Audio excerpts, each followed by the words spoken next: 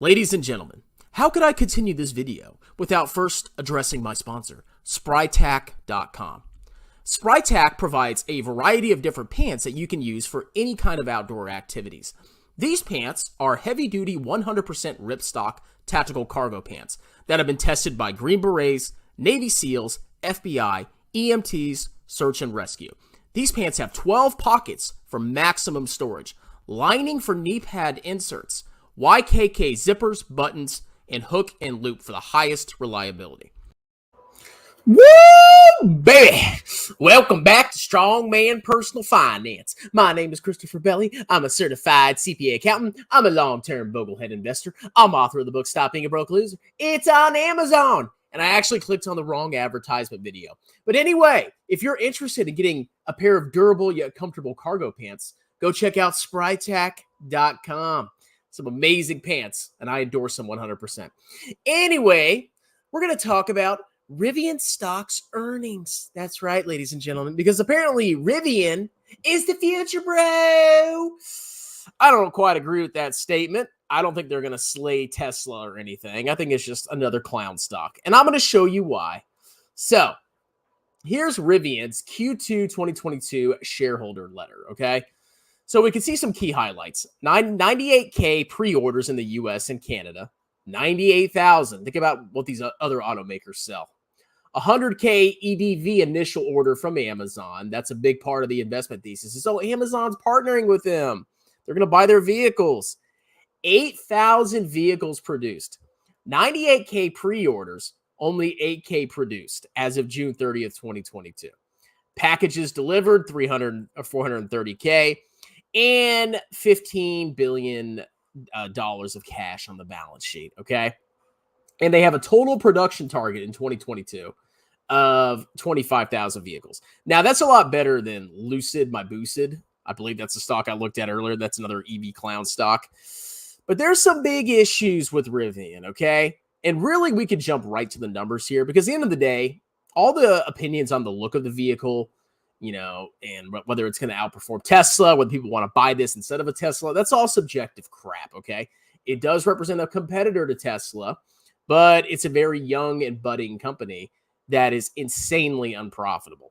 So, you know, they try to highlight all the cool stuff. You know, they got pictures of the Rivians, blah, blah, blah, blah, blah.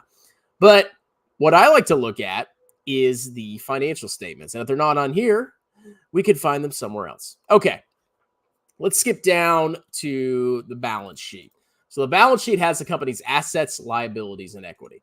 So we could see over 6 months from December 31st, 2021 to June 30th, 2022, their cash went down by almost $3 billion. $3 billion of cash gone in 6 months.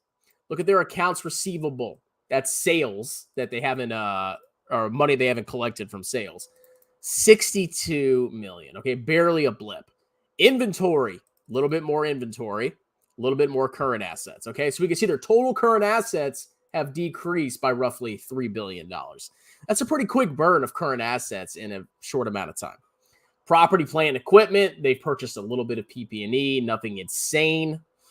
Operating leases, a little bit more, and other non-current assets.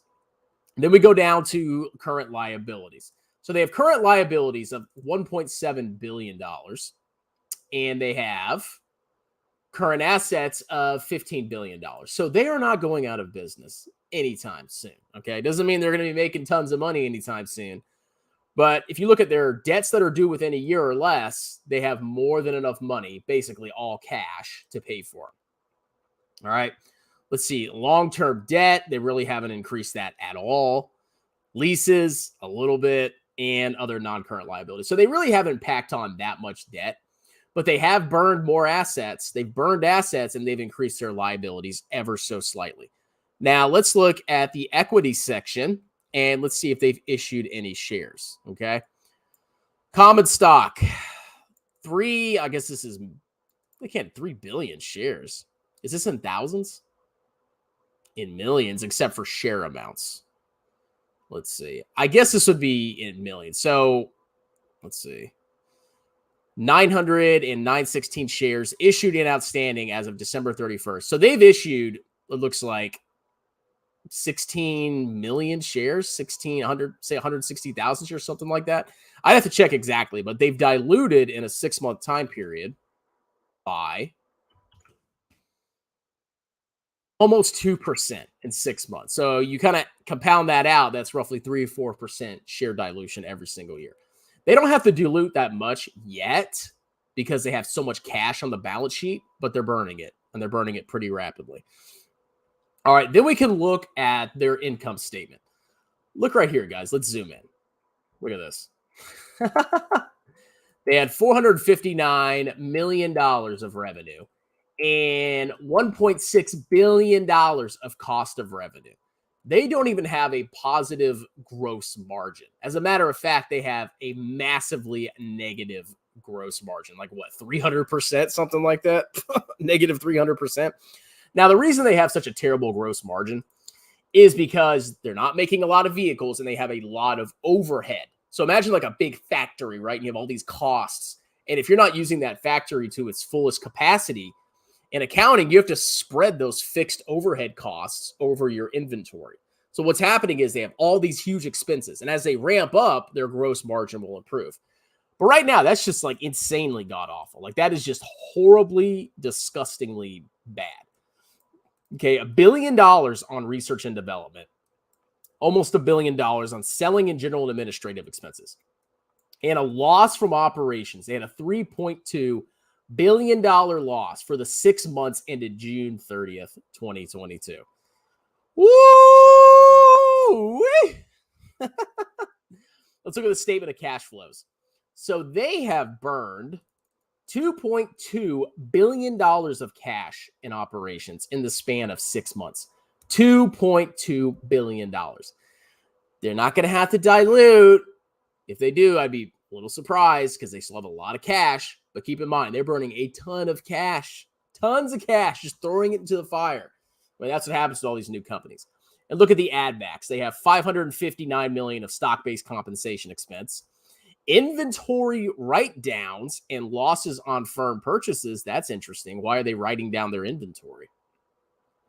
Let's look at capital expenditures, 700. So they've actually, compared to the prior year, they've shut down or they've decreased their amount of capital expenditures. Still $777 million. So they burned $2.2 billion in operations, almost, $800 million on capital expenditures. And they got a little bit of cash from exercises of stock options. So basically, that's a lot of freaking cash. Okay. The net change in cash, $3 billion in 6 months. Okay. Now they have some non-GAAP stuff. Obviously, they don't have free cash flow. Like, think about what you're buying, ladies and gentlemen. Okay. And here's another thing. So if we go back to the top, I'll make sure I'm sharing my screen. If we go back to the top, they have produced 8K vehicles with 98K pre-orders. You go and look at their market cap, they have a $34 billion market cap. That means they're more valuable than Hyundai, whatever, Kia, Volvo, Polestar, Suzuki, Nissan, Subaru, Renault, Isuzu, Mazda. Apparently, this electric vehicle company that's losing money hand over fist and that is just incinerating cash on the balance sheet is worth more than all those other established companies. Well, at least NIO is bigger than them and Ferrari and Honda are bigger. But it's like, holy freaking crap, man. Let's see the stock action over the last year. Oh, down 50%. Woo!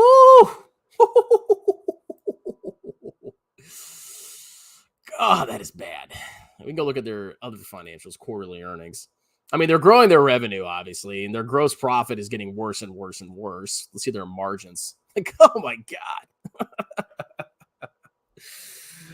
I don't know what to say. I mean, at the end of the day, this is not my type of company. I mean, we can see how much do Rivian autos cost? Rivian car cost. How much do Rivians cost? MSRP, $69,000. Ooh, boy, that is insane. I am not a fan of Rivian, ladies and gentlemen. Okay. You must be getting rich from doing spawn. Oh, yeah, I'm a billionaire now.